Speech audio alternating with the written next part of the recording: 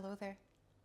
It's always been really important to me to be able to provide as personalized guidance as possible in order to empower each client to be able to continue their practice also without me, whether it's in a different class or with a different teacher or in a different city if they have moved, or plain simply at home. However, there are some limitations to what can be said and explained in a 1-hour group class. And that's why I always encourage clients to ask questions. I have been getting really good questions, and it dawned on me that these little nuggets of wisdom should be shared. Who knows, maybe you have been asking yourself these questions. You too. So here we are. Let's dive into this first episode of Yoga and Stretching FAQs. So this first question that I got last weekend relates to back pain. First, I do want to give a little bit of explanation and caveat. By no means what I have said or am about to say is any medical advice. Please don't come to YouTube for medical advice. If you have injuries, pains that are persistent and lasting for like days, you maybe should see a medical professional. So this question was about back pain. Just to make sure, I asked what kind of back pain. There is a difference between back pain from a slipped disc to back pain from sore muscles because you just took too heavy, in the gym. And so this guy goes on to explain that he actually pulled his muscle because he did a heavy deadlift just a few days back. The advice how to navigate a yoga class in this kind of condition was the following. And maybe it will help you when you have taken a little bit too heavy in the gym or you feel a little bit too sore. You want to pay attention to the distinction between discomfort and pain. What do I mean by that? If you take a sliding scale and on 0 you have no discomfort and on 10 you have sharp sensation of pain, shooting pain, you do want to stay in the no discomfort to mild discomfort and stay far away from anywhere close to 10 pain. If you want a little bit more information about distinction between pain and discomfort, I made a video how to stretch pain-free. I'll try to link it somewhere or in the description below, so don't hesitate to go and check it out. So in case like this one that you are dealing with soreness, pulled muscle, or say final stages of any kind of injury recovery, you totally can navigate a yoga class or any kind of stretching mobility class with this distinction, pain versus discomfort. You want to basically start no discomfort and slowly going deeper until you start hitting a mild discomfort somewhere, say 4 or 5 on the sliding scale from 0 to 10. Stop somewhere around 4 or 5. When you start feeling the sensations of discomfort in that target area, you want to stop and you want to pause. Stay there and stay there for 2-3 breaths. If at the breath 2 you start feeling a bit of relief, you start feeling that the discomfort is easing, good, by all means go deeper. However, if you arrive to that mild discomfort and even at the end of breath 3 you're not feeling any relief, you're not feeling any easing of that discomfort, you absolutely want to back off and wave the teacher over so that you find an adaptation. So to conclude, if you're dealing with some sort of serious medical condition like a slip disc or flared-up sciatica, or you have had injuries or surgeries, you do absolutely first talk to your doctor, talk to your medical professional, talk to your physio, osteo, and that you do know where your red lines are as to which movement absolutely not to do and which movement actually could be dangerous for you. Only with that information, approach your yoga teacher, approach your coach, figure out in detail in person how to adapt. However, if you're dealing with something relatively minor, pulled muscles, sore muscles, or if really your recovery is at the final stages, this distinction, pain versus discomfort, and really not pushing through the discomfort like you would normally want to, but stopping at the moment when the discomfort actually starts hitting, staying there and seeing if it eases or not, that's actually quite a safe way how to navigate any class, any session without risking to harm yourself again.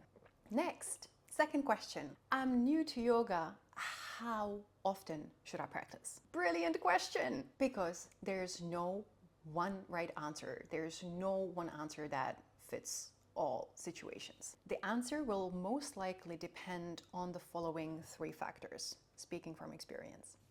First, what is your goal? Flexibility, mobility, mental health, what is it? What do you hope to get as a result? Second, what else do you do in your life?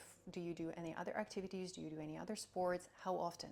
Which brings us to the third point. What does your schedule realistically allow? Let's bring all these three together. If your goal is to get flexible ASAP, for example, or if you want to dive deeper into other aspects of yoga, say meditation for your mental health, then you do want to really make the yoga practice your priority, and you want to practice at least 2 or 3 times in a week.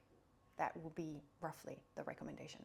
However, if you're new to yoga and you want to basically use yoga as your recovery stretching program on your active rest day, then maybe once in a week is going to be more than fine. When it comes to, however, setting any kind of rhythm, before you do that, sit with your schedule and have a look at your calendar. If you're juggling work, family, kids, workouts, yoga, just life, social life, you do first actually see what your availability is before you start setting yourself unrealistic goals, because unrealistic goals only lead to frustration, and you would be giving up before you would even start feeling or getting any results. When looking at your calendar, try not to get overwhelmed or distracted by the meeting next week that you completely forgot about. Stay focused. We're looking for a weekly or bi-weekly rhythm, a slot of 1 hour, half hour, something that you can keep up consistently, okay? So say you found a slot 1 hour per week. Great, fix it. Say you found a slot one evening every other week. Excellent, block it in your calendar.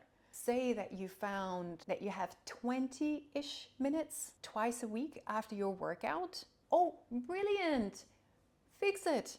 There really is no one answer. There's no one right answer besides the one that you can keep up consistently. Consistency is basically the answer. And then of course, then the whole dilemma comes in, like, what if no in-person class is available at the time that you have identified in your calendar that you actually can, squeeze in your yoga practice? There's plenty online solutions. You can check out my website for pre-recorded or live online classes. You can check my YouTube channel for short flows.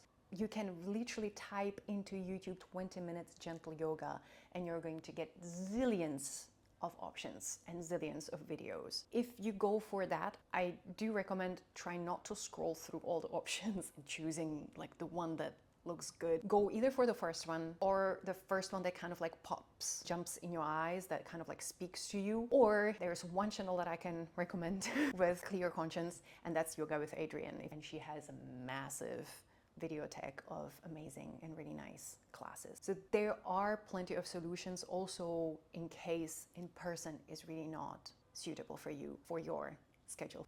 Third question for today is not as much a question as it was a comment that I heard from a client. I believe that was his third session in total, so complete beginner. And I came over to him during the class to help him to adapt the position. And he actually started apologizing. He started to say, I'm sorry. And before I even proceeded anywhere further, I reassured him, there's nothing to be sorry about. Don't be sorry, you're not doing anything wrong. And I realized how this misunderstanding actually happens, because the teacher is approaching you, so you probably think, oh, I'm doing something wrong, the teacher has to correct me. Whereas most of the time, the teacher just is coming over to help you to find a better adjustment for your body. So if I'm approaching you in the session to correct, it's not to correct. Or if a teacher, is approaching you in a yoga session, it's mostly for 3 reasons. Either we see that you struggle unnecessarily, that you're making it harder on yourself than you need to, or we notice that you're not necessarily getting the benefit, or your alignment is such that you would not be getting the result that you would want to basically get from the pose, from the stretch, or plainly you're basically risking to hurt yourself, whether directly on the spot or if you basically keep doing the movement this way, you would potentially risk to hurt yourself over time with the continuous repetition. But none of these scenarios would mean that you're doing something wrong. It's just that there is a better way for you. It is my job as a yoga teacher to offer you the tips and advices and adjustments to make the pose work for you and work for your body so that you get that satisfactory stretch, so that you get the result that you're wanting to get. Sometimes the adaptation can take really just 1 centimeter adjustment, and sometimes the adaptation will actually require a completely different pose, a completely different exercise in order to be able to reach that target area. But at no point should you feel sorry, or should you feel wrong, or should you feel like you're being corrected. No, absolutely not. We're just making it work for you. And I would like to make a caveat here, because after every such adjustments I offer, I always ask, how does this feel now? Because, you know, sometimes I get it wrong. You are in your body, you are in your skin, you feel what's happening. I don't. I just see from the outside how it looks. And I would like to give here an example of a guy who was in supported bridge. If you don't know what supported bridge looks like, I'm going to put up a picture. And in the supported bridge, we normally place a block underneath the sacrum. A lot of times I see people put the block a little bit too high, where the edge of the block basically cuts already into the lower back and forces the back into a very weird and uncomfortable lower back bend. So most of the time, or the most frequent adjustments that I offer, is bring the block a little bit lower, closer towards the tailbone, so as to support the sacrum without cutting the lower back and without having the lower back overarch or arch too much. And then there's this guy laying on his block, and I do see that the edge cuts into his lower back. The lower back is arching in a way that to me does not necessarily look good. And I know that this is the first time that he's in this class, so I prefer to come over and to check in, right? And so I'm asking, what happens if you bring the block a little bit lower? And so he tries, and I check in, how does this feel? And he goes, the before was more intense. And I was like, okay, more intense in what sense? Like better? It should feel relaxing. It should feel like you can drop heavy in your hips on the block. And he goes to explain, yeah, no, it felt like more intense, like better. It's just because I usually have like pain, sharp pain on the side of my tailbone. Basically, he was describing sciatica pain. Apparently, the block pulled a little higher up was giving him, yes, more intense sensation, but in a good way. It was more intense, but bringing him relief. Once we clarified this, of course, by all means, ignore what I've said, readjust the block to where it felt good, and stay there as long as you want, okay? So this is just an example to give that whatever I see from the outside is literally exactly what it is, only what I see from the outside, and I have no idea what it feels like on the inside until you tell me.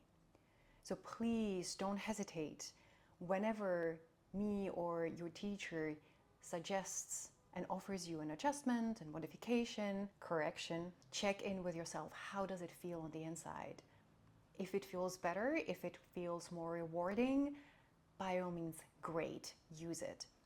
However, if it doesn't feel better, if it feels less rewarding, or if it feels even painful, please don't use this advice, and don't hesitate to tell me or to tell your teacher that this is really not working for you. We can be wrong, I can be wrong. And if your teacher tells you that no, they are never wrong and they always know everything and they always know better than you, then you don't want to come back to that class. That can be dangerous. Always listen to your body, listen to your teacher, and listen to your body. Voila! We covered 3 commonly asked questions, and I can already tell how long this video is going to be, and probably you then understand why these kind of informations and explanation cannot really be shared in 1-hour group session. Either way, I hope that this was helpful. And if you watching now, if you have any questions related to yoga, stretching, mobility, wellness, fitness, please don't hesitate to shoot. Shoot your questions below in the comments and I'll be super happy to answer. Have a wonderful day and I'll see you in the next one. Bye.